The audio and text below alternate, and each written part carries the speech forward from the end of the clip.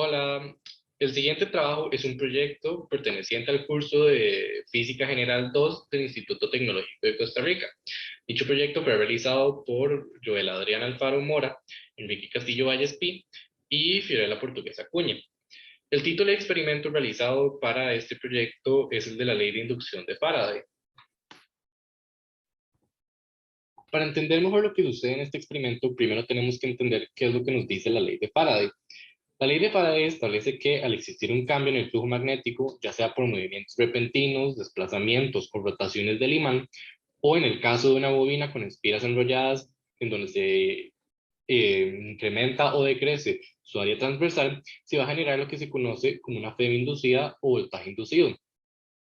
Esta FEM inducida es lo que se refiere a un diferencial de potencial entre dos puntos de un circuito abierto o cerrado.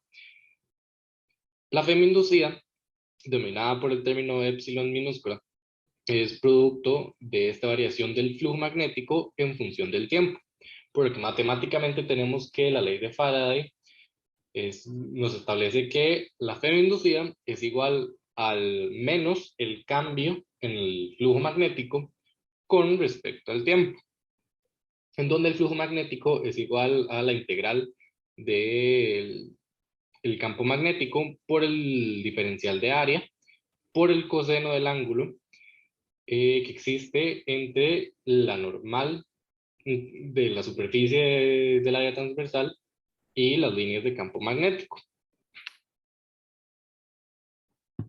Ley de Lenz. La ley de Lenz es un método alternativo adecuado para determinar la dirección de una corriente o una FEM inducida. La ley de Lenz no es un principio independiente, quiere decir que se puede obtener de la ley de Faraday. Esta ley establece lo siguiente. La dirección de cualquier efecto de inducción magnética es tal que se opone a la causa del efecto. En la siguiente figura se pueden ver varias aplicaciones de la ley de Lenz con un imán que se mueve cerca de una espira conductora. En la figura A, el movimiento del imán ocasiona un flujo creciente hacia abajo a través de la espira. En la figura B, el movimiento del imán ocasiona un flujo decreciente hacia arriba a través de la espira. En la figura C, el movimiento del imán produce un flujo decreciente hacia abajo a través de la espira. Y en la figura D, el movimiento del imán ocasiona un flujo creciente hacia arriba a través de la espira. Por otro lado, el campo magnético inducido es hacia arriba, opuesto al cambio de flujo, para producir el campo inducido. La corriente inducida debe ir en sentido antihorario, vista desde arriba de la espira. Y cuando el campo magnético inducido es hacia abajo, opuesto al cambio de flujo, para producir este campo inducido, la corriente inducida debe ir en sentido horario, vista desde arriba de la espira. Muy bien, centrándonos ya en el propio experimento, ¿cuáles son los materiales que requeremos para ese experimento? Sería un recipiente de aluminio de un tamaño regular, no muy grande, un imán que sea proporcional al recipiente de aluminio, ya que si es un recipiente muy grande y un imán muy pequeño, probablemente el experimento no funcione. O si es un imán muy grande y un recipiente muy pequeño, tampoco va a funcionar. Un hilo y un recipiente con agua. Esos serían los materiales para poder realizar nuestro experimento. Muy bien. ¿Y en qué consiste el experimento?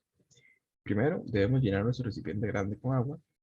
Posteriormente, colocamos nuestro vaso de aluminio o nuestro recipiente de aluminio sobre el agua, intentando que esté en el centro, que no toque las paredes del recipiente grande.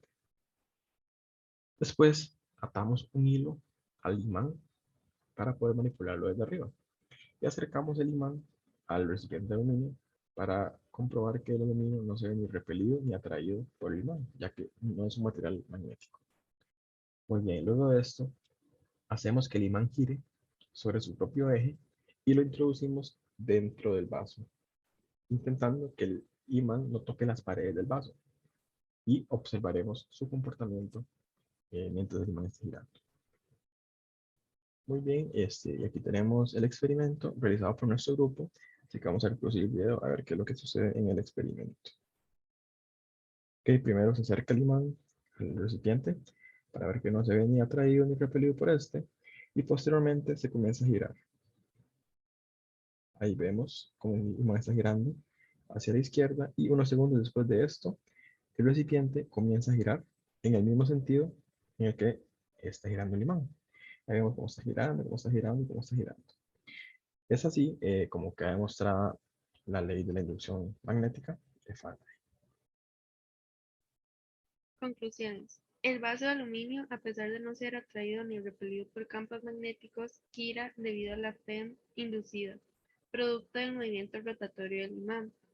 Este movimiento produce que el flujo magnético presente sea variable y por ende genera dicha PEM inducida en el vaso, que de acuerdo con la ley de Lenz, ésta empezará a girar tal que seguirá la dirección del movimiento rotatorio del imán para crear un efecto contrario al de la variación del flujo del imán.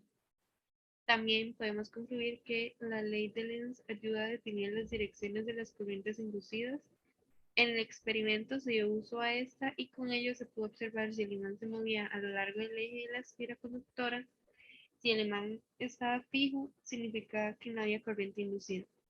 Además, esta ley también ayuda a entender de manera intuitiva los distintos efectos de la inducción y el papel de la conservación de la energía.